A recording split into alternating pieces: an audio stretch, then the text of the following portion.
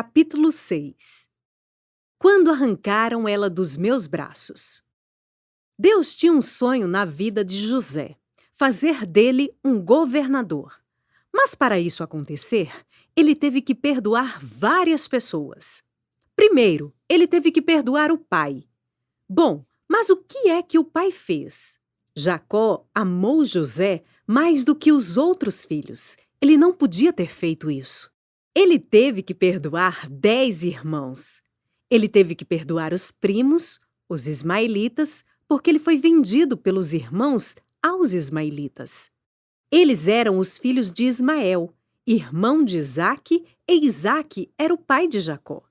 Então José foi negociado entre parentes.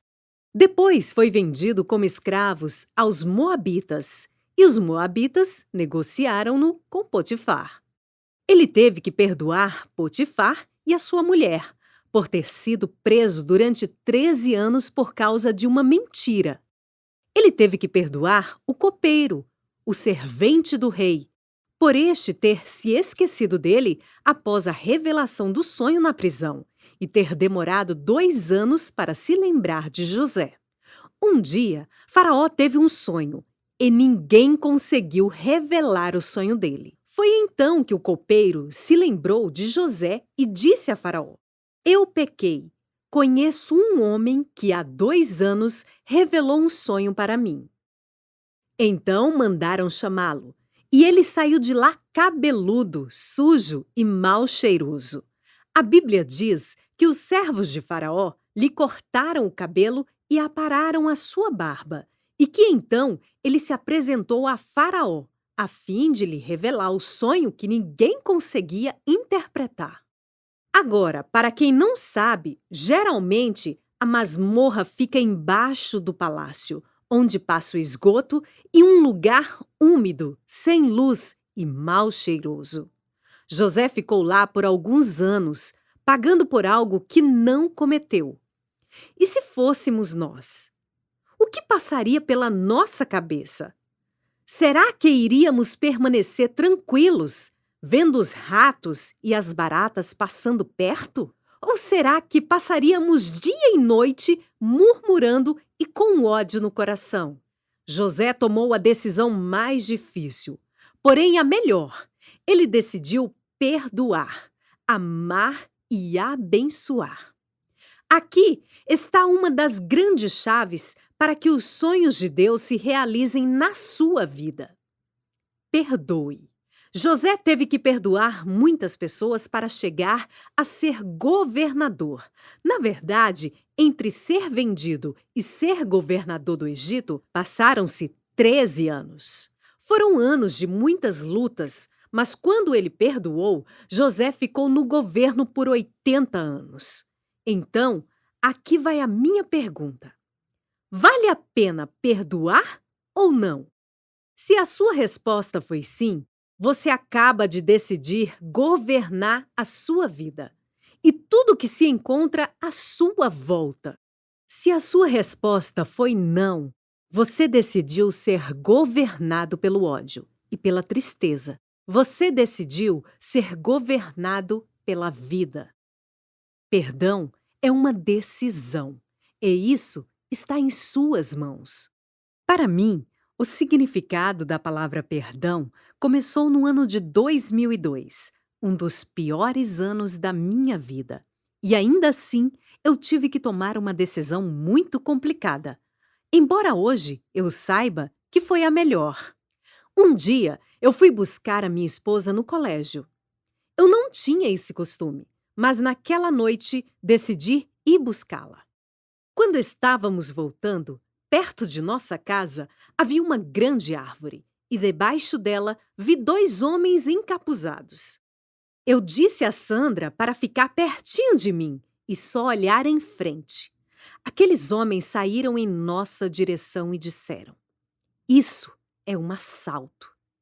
Eu disse: "Não faz isso, eu sou evangélico, moro ali naquela casa." Mas era como se eu não tivesse dito nada. Eles estavam armados e assim que eu falei, começaram a me bater com a coronha da arma na cabeça, abrindo 3 cortes. Tudo que eu tinha passado na minha vida não era nem uma unha do que estava por vir. Eles arrancaram ela dos meus braços e, com o cano do revólver, começaram a bater nela também. Eu os vi batendo tanto na cabeça dela, e bateram, e bateram, e bateram. Naquela hora, entrou um desespero na minha alma. Eu estava rendido com um pé nas costas e o revólver na cabeça. Ela lutava com todas as forças contra aquele homem. E eu não podia fazer nada, porque ao mínimo movimento ele apertava o gatilho e as balas iriam sair uma atrás da outra. E quando eles terminaram de bater nela, jogaram ela bem pertinho de mim e o rosto dela ficou perto do meu. Começaram a rasgar a roupa dela e ela gritava. Lágrimas corriam no seu rosto. Eu gritei: "Sandra, olha para mim!" Ela olhou. "Escuta o que eu vou te dizer. Eu não vou te abandonar e jamais deixarei de te amar. Não vai mudar nada para mim. Aqueles homens fizeram com ela o que não podiam fazer com mulher nenhuma no mundo. Eles violentaram a minha esposa.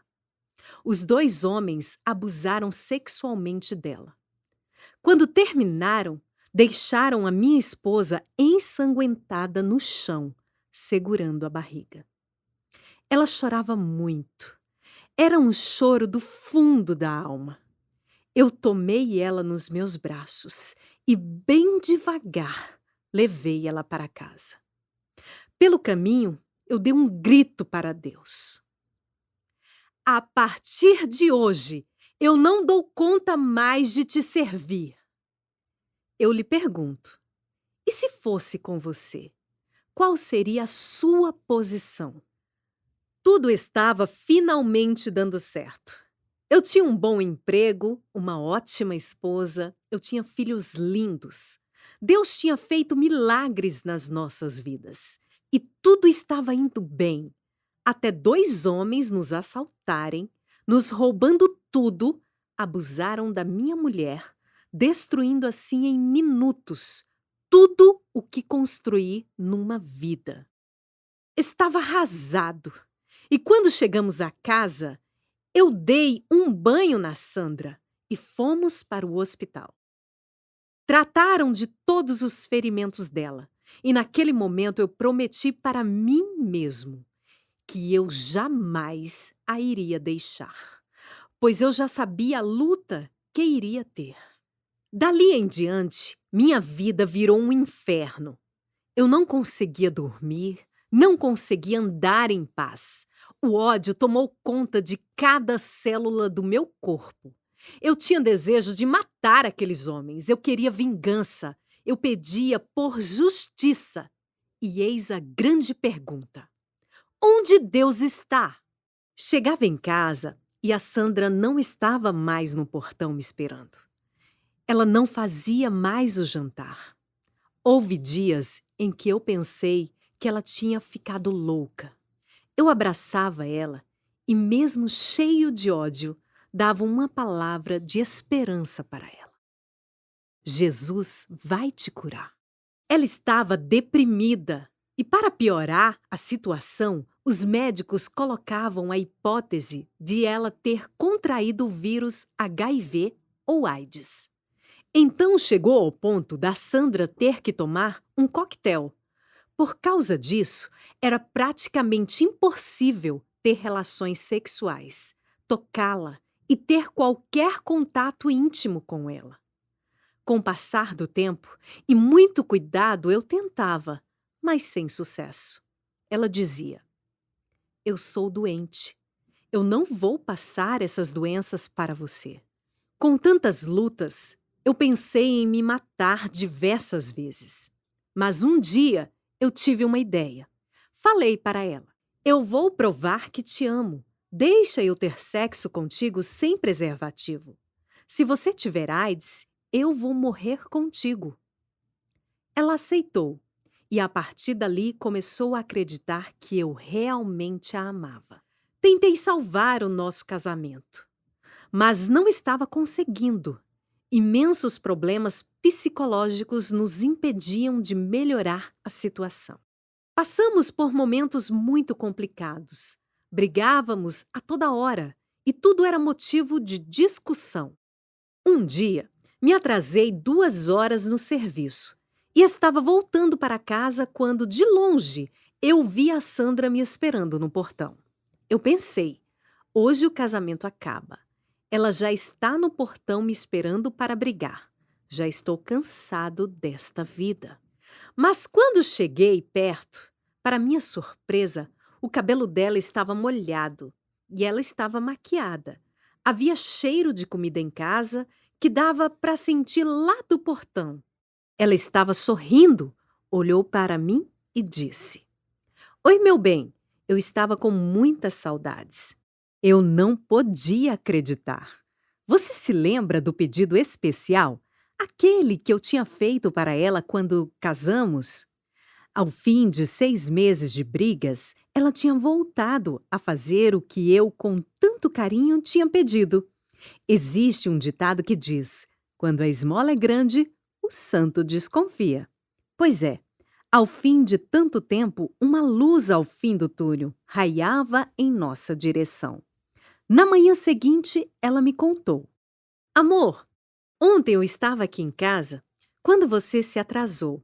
E depois de ter tomado um banho, estava penteando o meu cabelo frente ao espelho, quando de repente eu vi um ser que me cobriu. E eu fiquei debaixo de umas asas. Uma mão entrou dentro de mim e trocou meu coração. E eu não sei explicar, mas consegui perdoar aqueles 2 homens. Aquilo foi bom para mim. Eu tinha a minha esposa de volta, curada. O problema é que eu ainda não tinha perdoado. E, sinceramente, não fazia nem questão disso. Antes, a cada dia que passava, o ódio ia aumentando dentro de mim. Há uma história na Bíblia muito interessante, que talvez você já tenha escutado, a história de Jó. Deus testemunha sobre um homem. Ele diz: Eu conheço um homem íntegro, reto, que é temente a mim e se desvia do mal. Ele parou no céu para falar de um homem. A Bíblia diz que Jó era um homem reto, muito rico, o mais rico do Oriente. O seu gado era de 7.000 ovelhas, 3.000 camelos, 500 juntas de bois e 500 jumentas. Eram também muitíssimos os servos a seu serviço, de maneira que este homem era maior do que todos os do Oriente. Jó 1:3. Isso nos mostra que é possível ser rico e servir a Deus, que é possível ser santo no meio de pecadores, é possível ser justo no meio de injustos, é possível ser luz onde há trevas.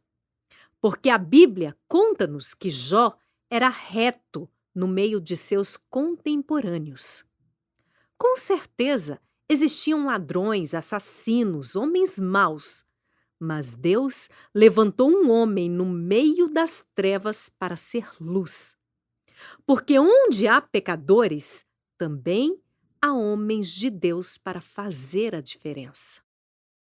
E no dia em que os filhos de Deus vieram apresentar-se perante o Senhor, veio também Satanás entre eles. E disse-lhe Deus: Viste o meu servo Jó? Um homem íntegro, reto, que é temente a mim e se desvia do mal. Jó 1:8. Ao ouvir isso, Satanás respondeu: Claro, o Senhor colocou uma sebe em volta dele. Esta sebe é uma cerca viva, e quanto mais ela cresce, mais apertada ela fica. E para complicar, ainda tem espinhos nela. Então, o diabo tentava entrar, mas não conseguia, porque Deus não permitia. E na sua vida é igual. A palavra de Deus diz: O anjo do Senhor acampa-se ao redor dos que o temem e os livra. Salmos 34:7. Então Deus não deixa que o inimigo lhe toque, porque tem uma cerca viva ao seu redor e ela livra você do inimigo. E Satanás vai sempre tentar passar por ela, mas enquanto Deus não permitir, jamais tocará em você. Satanás tinha muita raiva de Jó. E eu fiquei me perguntando o porquê de tanta raiva. Por que o diabo queria tanto destruir Jó? A Bíblia conta que Jó tinha 7 filhos e 3 filhas, e que todos os domingos Jó se levantava bem cedo e erguia altares pela vida dos seus filhos. Isto porque, no domingo, os filhos começavam uma rotina de festas, e cada dia a festa era na casa de um dos 7 filhos. Eles convidavam as irmãs para todas essas festas, para comer e beber, diz a palavra. E iam seus filhos à casa um dos outros, e faziam banquetes cada um por sua vez, e mandavam convidar as suas 3 irmãs a comerem e beberem com eles. Jó 1:4. Então, após a festa de sábado, Jó levantava-se na madrugada de domingo e erguia um altar para cada filho. Aqui eu posso concluir que ele levantava pelo menos 10 altares. E para fazer um altar são necessárias algumas coisas. Primeiro, são precisas pedras para erguer um altar. É preciso um novilho ou um cordeiro para sacrificar, camelos para viajar, jumentos para carregar a lenha e também dos servos para o acompanhar. Imagino eu que Jó acordava de madrugada e dizia aos servos: arrumem os camelos e se preparem para adorar ao Senhor, porque hoje o culto vai ser uma maravilha. 7 dias depois, ele se levantava e fazia exatamente a mesma coisa. Ele num camelo, a esposa noutro e os 10 filhos atrás. Analise comigo este detalhe. Eles eram 12, e 12 é um número que representa o governo. Deus instituiu o número 12 para o governo do mundo. 12 são os meses do ano, 12 horas para governar o dia e 12 horas para governar a noite. 12 eram as tribos de Israel. E Jesus chamou para continuar a sua obra 12 apóstolos. Então, eu concluo que a família de Jó representava o governo naquela terra. E eu fico recriando na minha cabeça Jó falando para os servos: tragam a lenha e os novilhos, levantemos 10 altares. E ele fazia isso para que, caso um dos filhos tivesse cometido um pecado nessas festas, fosse santificado semanalmente sem cessar. Agora pense comigo. Jó acaba de louvar a Deus, está tranquilo em sua casa e de repente chega um mensageiro e diz: Jó, eu tenho uma notícia desagradável para lhe dar. Os bois lavravam e as jumentas pastavam junto a eles, e deram sobre eles os sabeus, e os tomaram, e aos servos feriram ao fio da espada, e só eu escapei para trazer-te a nova. Estando este ainda falando, veio outro e disse: fogo de Deus caiu do céu, e queimou as ovelhas e os servos, e os consumiu, e só eu escapei para trazer-te a nova. Estando ainda este falando, veio outro e disse: ordenando os caldeus 3 tropas, deram sobre os camelos e os tomaram. E aos servos feriram ao fio da espada, e só eu escapei para trazer-te a nova. Estando ainda este falando, veio outro e disse: estando teus filhos e tuas filhas comendo e bebendo vinho em casa de seu irmão primogênito, eis que um grande vento sobreveio d'além do deserto, e deu nos 4 cantos da casa, que caiu sobre os jovens, e morreram. Só eu escapei para trazer-te a nova. Jó 1, 14, 19. Jó perdeu seus 10 filhos. Talvez você não tenha entendido, mas o diabo não tem raiva do seu dinheiro, da sua casa, da sua família, da sua saúde. Ele tem raiva quando você acredita em Deus, porque isso traz a presença e a glória dele na terra. Por isso, o diabo vai fazer de tudo para te destruir. Só que ele conhecia a adoração de Jó apenas do lado de fora, mas não conhecia a adoração que Jó tinha por dentro. A Bíblia diz que, quando Jó não tinha riquezas, não tinha alegria, não tinha filhos, ele rasgou as suas vestes, raspou a cabeça, jogou terra sobre si, se jogou nas cinzas e disse: Nu eu nasci, nu eu morrerei. Louvado seja o nome do Senhor. Ele ainda tinha um altar de adoração dentro dele. Podem arrancar de você os seus filhos, a sua saúde e até as suas riquezas. Mas se você permanecer firme, nunca destruirão o seu altar de adoração interno. O reinado de Satanás está acabando, porque, graças a Deus, ainda existem muitos homens com altares internos neste mundo. E esses ele não pode destruir. Meu amigo, o diabo não faz nada se Deus não permitir. Quem manda é ele. Então o diabo voltou à presença de Deus para pedir mais legalidade. Ele queria, desta vez, tocar na saúde de Jó. Então Satanás respondeu ao Senhor e disse: Pele por pele, e tudo quanto o homem tem dará pela sua vida. Porém, estende a tua mão e toca-lhe nos ossos e na carne, e verás se não blasfema contra ti na tua face. E disse o Senhor a Satanás: Eis que ele está na tua mão, porém guarda a sua vida. Então saiu Satanás da presença do Senhor e feriu a Jó de úlceras malignas, desde a planta do pé até ao alto da cabeça. E Jó tomou um caco para se raspar com ele, e estava assentado no meio da cinza. Jó 2:4-8. Jó ficou na miséria. Quando a doença o alcançou, não deixou nada intacto. Tudo que não tinha estrutura óssea caiu. As orelhas, a ponta do nariz, os lábios, ele estava fedendo e se degradando dia após dia. Nem as unhas ele tinha mais, e por isso usava um caco para se coçar. Mesmo assim, ele escutou o barulho de um redemoinho, e Deus estava lá. Ele não enxergava mais, e também não sentia mais frio ou calor, mas ele tinha os ouvidos espirituais afinados e soube discernir a voz de Deus no meio daquelas situações.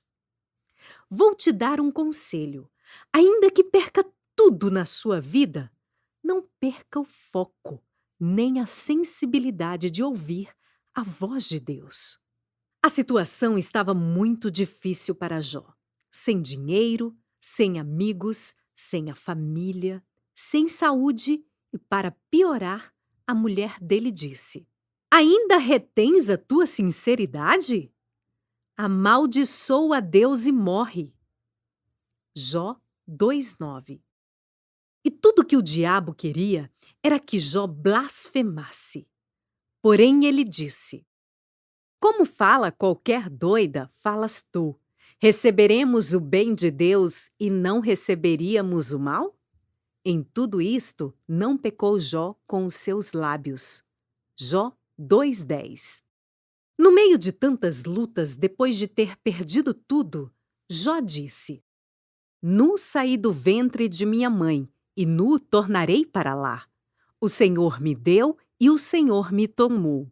Bendito seja o nome do Senhor. Jó 1:21.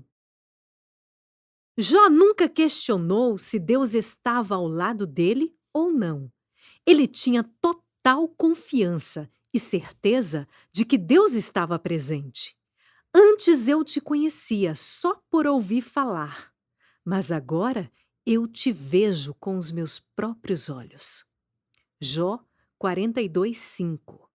A melhor forma de conhecer Deus e criar intimidade é nas dificuldades. Se você conseguir amar a Deus acima de todas as coisas, em meio a lutas, tudo o que você desejar, Ele te dará. Confia no Senhor e faze o bem. Habitarás na terra e verdadeiramente serás alimentado. Deleita-te também no Senhor e te concederá os desejos do teu coração. Entrega o teu caminho ao Senhor, confia nele e o mais ele fará. Salmos 37, 3, 5. Em seguida, a Bíblia nos relata que Deus restaurou tudo de Jó e ainda lhe deu tudo em dobro, incluindo outros 10 filhos. E o Senhor virou o cativeiro de Jó, quando orava pelos seus amigos, e o Senhor acrescentou em dobro a tudo quanto Jó antes possuía. Então vieram a ele todos os seus irmãos e todas as suas irmãs, e todos quanto dantes o conheceram, e comeram com ele pão em sua casa, e se condoeram dele, e o consolaram acerca de todo o mal que o Senhor lhe havia enviado. E cada um deles lhe deu uma peça de dinheiro e um pendente de ouro. E assim abençoou o Senhor o último estado de Jó, mais que o primeiro, pois teve 14.000 ovelhas e 6.000 camelos, e 1.000 juntas de bois e 1.000 de jumentas. Também teve 7 filhos e 3 filhas. Jó 42, 10, 13. Eu lia esta história, ouvia hinos sobre Jó e pensava: como será que ele conseguiu? É muito fácil contar histórias dos outros. Mas quando a história é nossa, torna-se muito difícil. É pior ainda quando somos roubados, espancados, humilhados e temos que permanecer no mesmo lugar.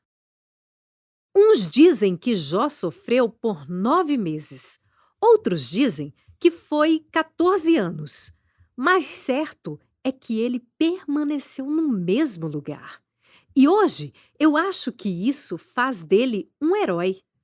Depois que fomos assaltados, permanecemos naquela cidade por 1 ano.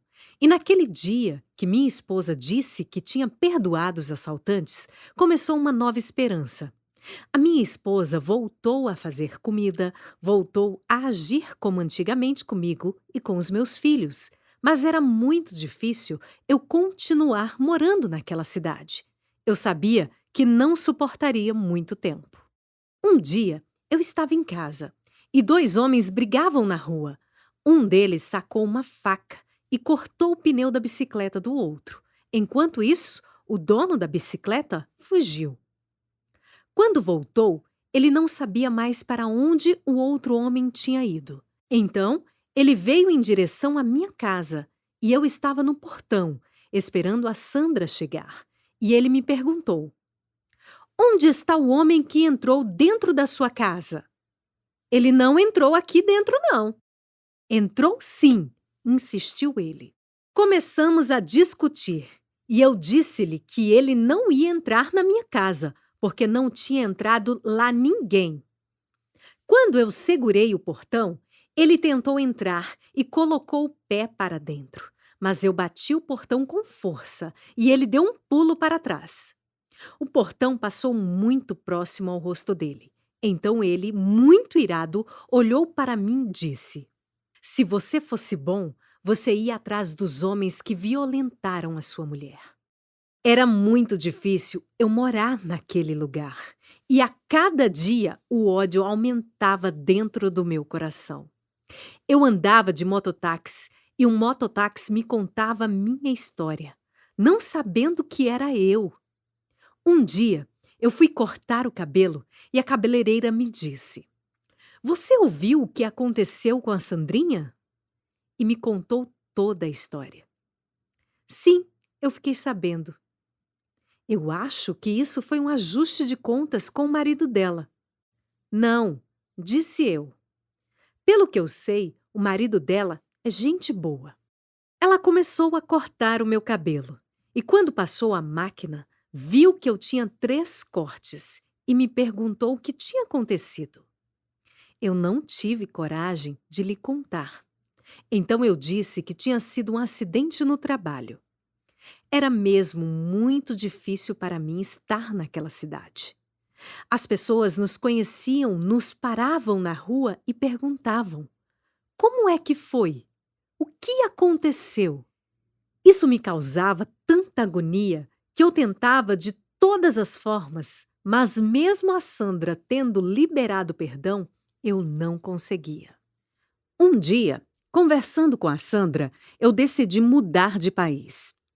No princípio, ela não quis, mas depois se acostumou com a ideia. Nessa altura, o meu amigo Ivan ia para Portugal. Eu combinei com ele de ficar uns dias na casa dele e comprei a passagem para Portugal. Quando eu cheguei, achei que a situação fosse melhorar. Mas quando temos um problema, ele nos acompanha, seja onde for. Quando você não perdoa, parece que aquela pessoa que te ofendeu está ao teu lado o tempo todo. Se você for ao restaurante, parece que essa pessoa se senta com você à mesa. E quando você dorme, parece que a pessoa se deita entre você e o seu cônjuge.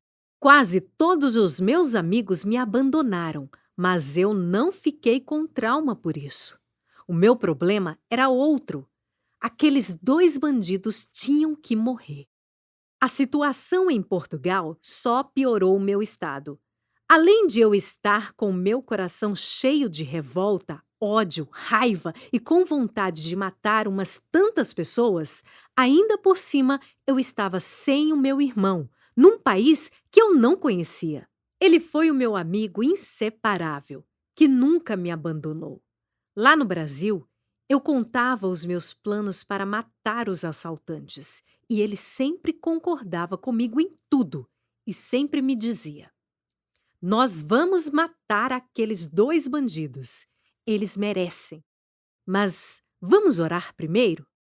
E a cada dia ele foi ganhando a minha confiança. Quando uma pessoa está com muito ódio, ela não pensa noutra coisa a não ser vingança. E, sinceramente, essa pessoa dispensa lições de moral. Mas após algum tempo, eu comecei a escutar o meu irmão.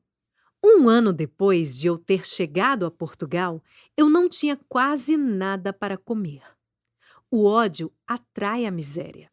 Então, eu fui ao mercado e, com o pouco dinheiro que ainda tinha, eu ia comprar o básico. Quando eu estava a chegar perto de um mercado, juntamente com os meus filhos, a minha esposa e minha cunhada, no dia 1º de janeiro de 2004, um carro parou ao nosso lado. Eu parei e fiquei olhando. Pensei que era alguém que queria uma informação. Mas o homem de dentro do carro, com sotaque claramente português, me perguntou: você é brasileiro? Sou, graças a Deus, respondi eu. Em Portugal, o racismo era notório nessa época. Para onde vocês vão? Insistiu. Vamos ali ao mercado comprar algumas coisas para os meus filhos, porque em minha casa não tem nada. Não precisam ir. Deus me mandou lhe dar 2 cestas de alimentos. Eram 2 pastores que estavam dentro do carro. Um deles era o pastor Eduardo, um pastor português, e o outro era um pastor brasileiro, se chamava Renato. Eles me encontraram e o pastor Eduardo disse: Deus me mandou cuidar de você. Eu entrei no carro e eles me levaram até em casa. Deixaram as cestas comigo e nem precisamos ir ao mercado, porque dentro daquelas cestas tinha muita coisa. Desde aquele dia, eu não perdi mais o contato daquele homem. Ele começou a falar sobre a palavra de Deus para mim. Me ensinou sobre a importância do perdão, o que me faz lembrar de um momento da minha vida. Aconteceu já em Portugal. Um dia eu estava muito agoniado e puxei 2 cadeiras, sentei em uma e disse a Jesus: Senta na outra cadeira, Jesus. Eu preciso que o Senhor me escute. Durante 2 horas, eu contei a minha história para Jesus. E quando eu terminei, me levantei e ouvi uma voz dentro de mim dizendo: Senta, você é muito mal educado. Eu sentei, fiquei quieto e a voz continuou: Eu ouvi você falar por 2 horas e agora não quer me escutar nem 5 minutos? Continuou. Tenho 2 hipóteses para você. Primeira hipótese: se você perdoar, eu te levarei a muitas nações e o seu testemunho irá restaurar muitas vidas. Se você perdoar, eu vou fazer você ser próspero. Essa voz dentro de mim me fez saber de muitas promessas de Deus na minha vida, mas eu não queria perdoar. Então, ele me disse: Segunda hipótese: se você não perdoar, você vai para o inferno e não tem parte comigo. E não ouvi mais nada. Eu parei para analisar e pensei que quando Jesus estava lá na cruz, ele foi cuspido, maltratado e muito mais. Lembrei-me também que em muitas histórias bíblicas, nós vemos tantas pessoas que, se quisessem vencer, teriam que perdoar. Jesus já tinha falado comigo e eu não tinha obedecido. E um dia eu liguei para o pastor Eduardo e disse-lhe que queria conversar. Então ele me mandou ir à igreja. Fiquei 2 horas com ele contando tudo e, por fim, ele me disse para eu ficar em pé. Ele colocou a mão sobre a minha boca e começou a ministrar que bloqueava todo o mal que eu tinha falado sobre a minha vida, toda palavra maldita. Colocou a mão no meu ouvido e repreendeu todas as palavras que eu tinha ouvido. Colocou a mão nos meus olhos, no meu coração e depois nos meus pés e orava. Quando ele acabou de orar, saiu um peso das minhas costas. E naquele dia, comecei a liberar perdão para aqueles 2 homens. O pastor Eduardo foi uma bênção na minha vida e eu agradeço a Deus até hoje pela vida dele. Ele cuidou de mim durante 3 anos em tudo. Eu quero dizer para você que o perdão cura, o perdão transforma, o perdão liberta, o perdão faz-nos prosperar. Basta você decidir perdoar.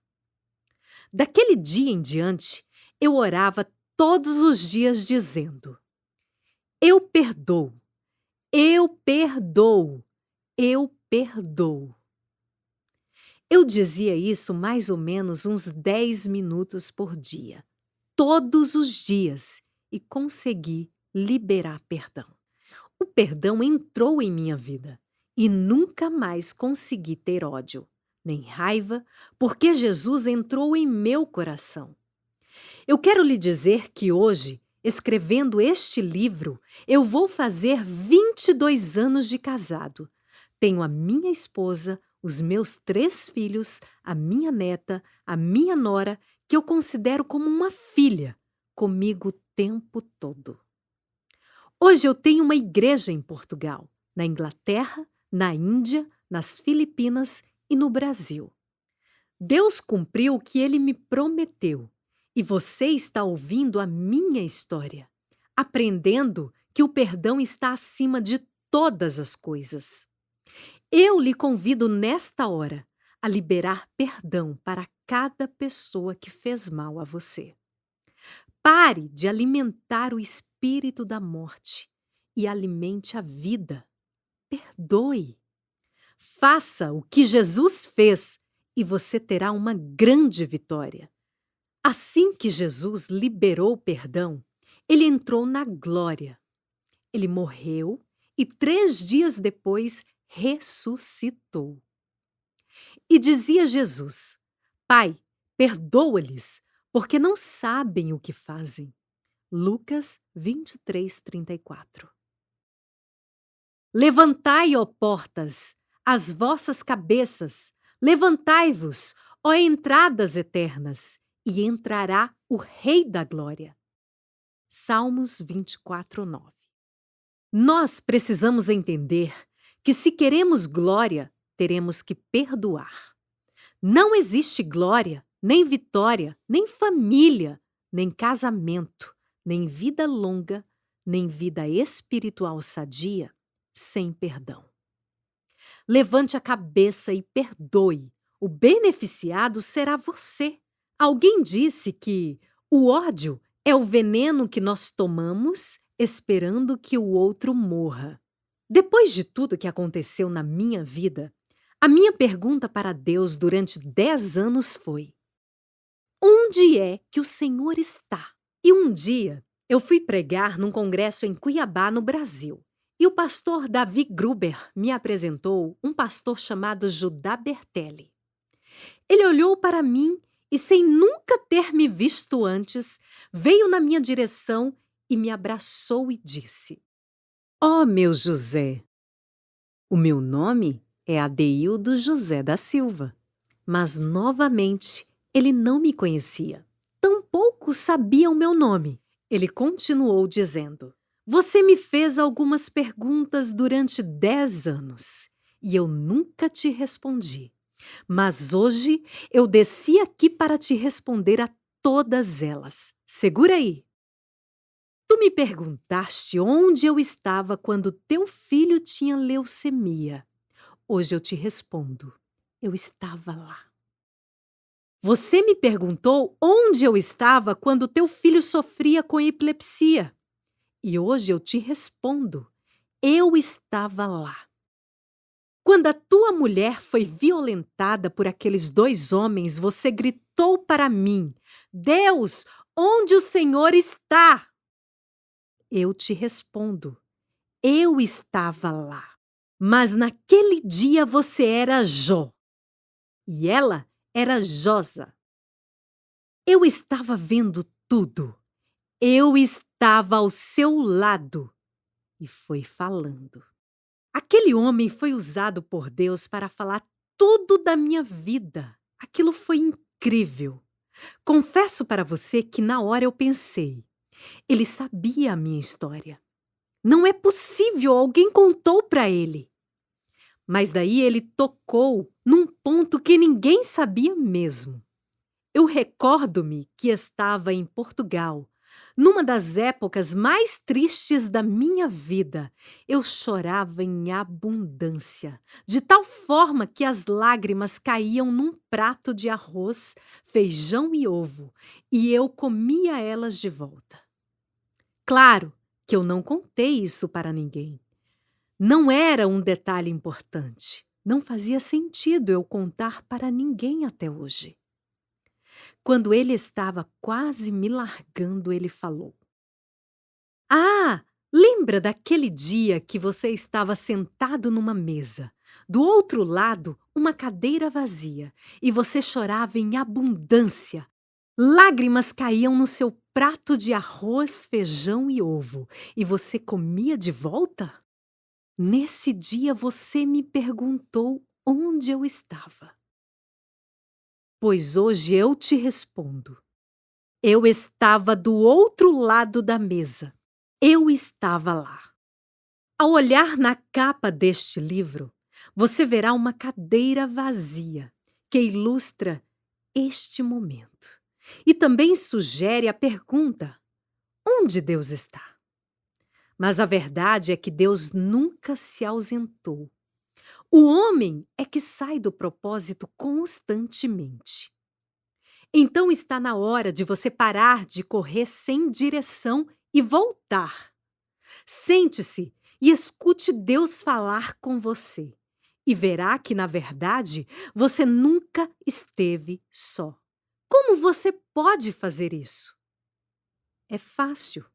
Eu te convido a fazer esta oração comigo. Senhor Deus, tu sabes melhor que ninguém que por muitas vezes eu tenho andado sem direção. Tem momentos que duvido da sua existência, mas no fundo eu sei que o Senhor é real. Eu quero te pedir perdão por todas as minhas falhas. Eu quero ter forças para continuar e ser melhor dia após dia. Jesus, me aceite como teu filho, como tua filha, pois eu quero te aceitar como meu Pai e Salvador. Eu te entrego a minha vida, a minha família, os meus negócios, os meus conceitos e preconceitos. Eu quero te entregar o controle de tudo que eu tenho nas suas mãos. Me ensina a perdoar, a amar o próximo e amar o Senhor acima de todas as coisas. Senhor, ao ouvir este livro, eu entendi que nos piores e nos melhores momentos da nossa vida, o Senhor esteve sempre presente. Amém.